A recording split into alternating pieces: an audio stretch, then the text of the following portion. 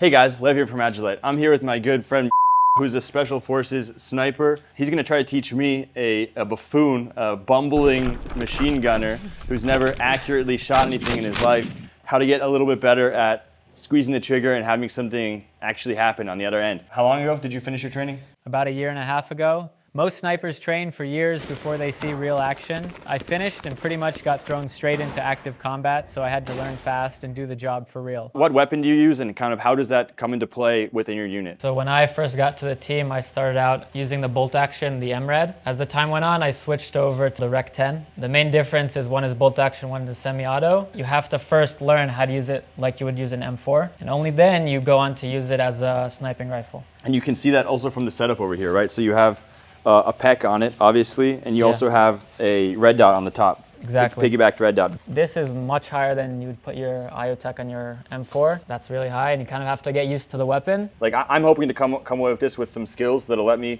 take those low percentage shots or whatever they're called with the negative, because the negative does have a pretty long barrel. It is 7.62 by 51.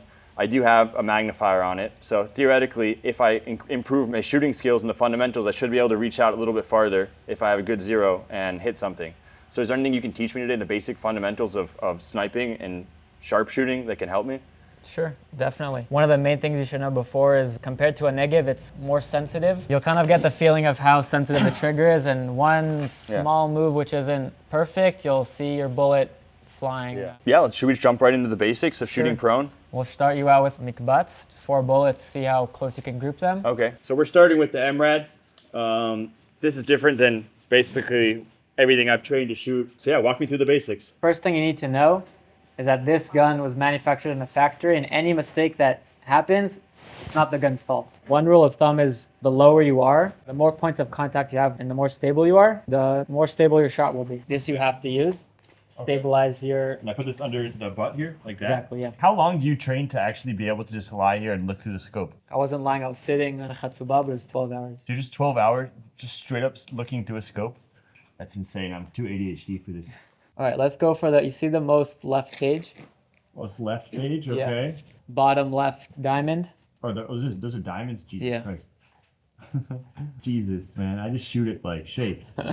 I should have one eye closed or they're both open. We in the Yechida teach to have 2 eyes open. If you close one of your eyes for too long, it kind of also puts a lot of strain in your muscles in your face. Get yourself 100% comfortable. How old are you? I'm 20, I just turned 23. I'll tell you a secret, at over age 30, you're never gonna be 100% comfortable. It's all downhill from here, dude. Okay. Like, this is as comfortable as my neck and back is gonna get. All right, tell me when you're ready and I'll... All right, ready? Top corner. All right, you're good to go. Awesome. All right, again, same movement. Try to make it smooth. Just rack another bullet in. I forgot.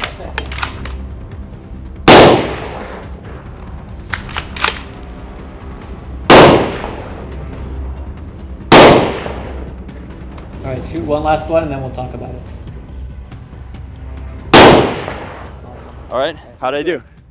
Awesome. All right, as you can see, the grouping is pretty damn good. I'm not counting this one. This one was your last bullet. That was just kind of for fun.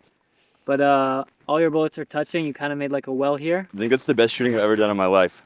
Me too. But it's a pretty nice gun. Probably the nicest gun I've ever shot in my life. So the trick is to maintain this throughout the day and see. Hope this wasn't luck.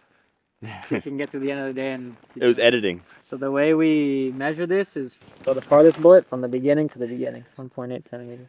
1.8 centimeters. Under 2 is the standard for us, basically. So I'm getting a little scared. You said something about maintaining this throughout the day when things get more difficult. What makes things more difficult? Physical stuff like running, but usually just shooting a lot, it's like different. It's mentally straining. You'll kind of get tired of it, and your muscles and your shoulders will kind of get tired, and your back. The difference between this bullet and this bullet is about 2 centimeters. 1.8, please. 1.8. If we take that and scale it up for a 1,000-meter shot, the difference between the 1.8 is a lot bigger. We want to take the shooter and make him capable of hitting a bullet and a bullet and a bullet in 100. So when he goes to the 1,000-yard shot, the only thing that counts is everything else but the shooter. The shooter's a part of the weapon. He's basically the shooter, the gun are one thing, and then you have the environment. Should we crank it up a notch now and let's make it a little bit less easy to shoot? I'm gonna try to maintain that, and you're gonna try to make me not maintain that. All right, let's do it. This next one, this one's called Know Your Limits. The idea, you have 5 shots. You need to score it in the circle. What this is kind of trying to show you is that something that might seem simple, you'll kind of start less focusing on stuff that might seem natural to you. Okay. And then you see you missed a shot. And you're like, how did that happen? No matter how easy you think something might be, to always follow through everything that might screw up your shot and keep everything 100. Cool, so we gotta throw this guy on a bipod, right? Yeah. All right, let's do it. Once you start using these tripods, you put on the vest. So you Oh kind my of- goodness. All right, let me swap out to 308. Good. Now I'm gonna do exactly what I did before. Comfortable on the target. Any small thing from where you put the stock in your vest, and if you have a clip on the vest, everything changes everything. My breathing affects the reticle so much more now. Now, Yeah. try to put your hand here. The weapon takes everything back, right? Because of the Okay. recoil. Oh, so this pushes the recoil through my body. Yeah, and if you hold it low, Yeah. the recoil makes only this two move. Yeah, It okay. takes you a bit to the right, Okay. which affects. So put your thumb here. Yeah. Yeah. I'm all over the place. Take your time.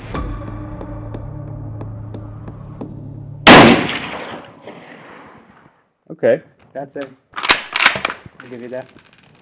Let's see if that was just luck. Because when you're doing a really slow trigger pull, it's hard to time exactly when it's going to go out. Yeah. So is there a way to like, what do I do there? First rule to eliminate all that wiggle is your breathing. You want to lower your heart rate, and then there's obviously some play in the timing.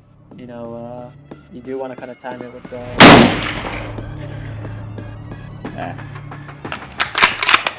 That one didn't feel perfect.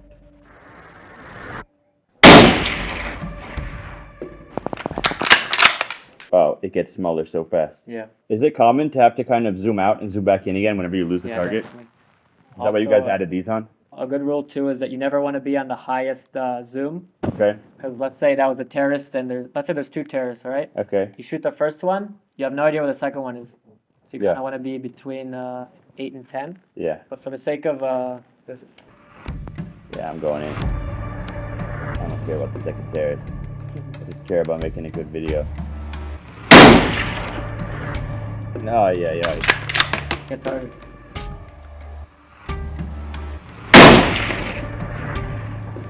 Almost. I'm gonna stop you for a second. You noticed how you started shooting like this, and then as you kept on going, you moved your leg back and this Okay. went forward, and it felt like more natural. Yeah. That's what happens when you progressively shoot more and more. And then eventually you just get into a position and you immediately go to what's natural. Yeah, and then Yeah. nothing will shake. Yeah. Only time will give you that. Nice.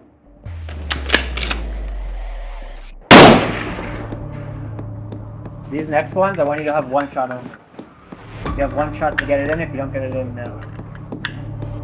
Okay, that's pretty good. Okay, on top of the plate carrier. Hand over here. Or do you go ahead and open up that safety? So small, I can't even see it when I'm on it. And I missed. Move on to the next. Huh?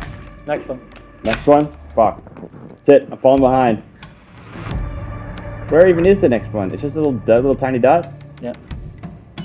It's like a bullet hole.